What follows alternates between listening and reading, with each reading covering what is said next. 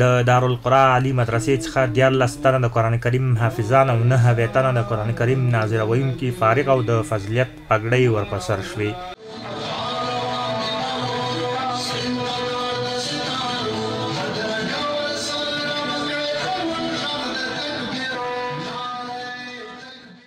دغه زده کوونکي خوښ دي چې د الله جل جلاله د سپېڅلي کتاب قرآن کریم زده کړه یې کړې ده.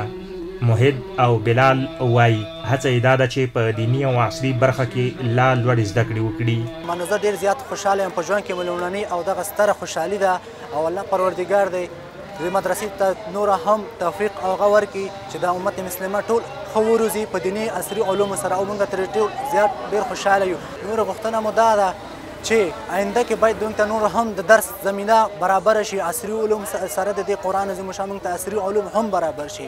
د دارالقرآن علي دارالحفاظ مدرسې زده کوونکی یم. زه ډېر خوشحاله یم چې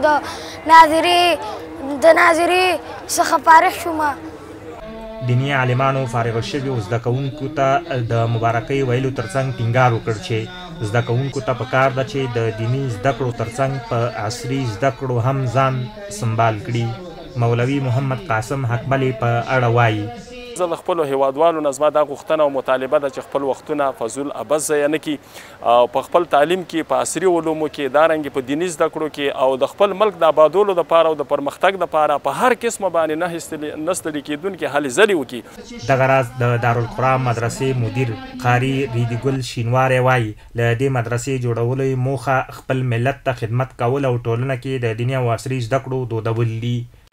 نو د دارالقرآني مدرسې موخه او اهداف دا دي چې خپل ملک کې دننه د خپلو ګلالیو بچیانو خدمت ترسره کړو او عصري او دیني تعلیم نه برخورد کړو او هغه ورته ورسو او همدارنګې د الله تبارک وتعالی رضا حاصلو. دارالقرآن عالي مدرسه پر 1440 کال کې تاسیس شوې او تر دې دمه یې بېلابېلو برخو کې سلګونه زده کوونکي فارغ کړي دي.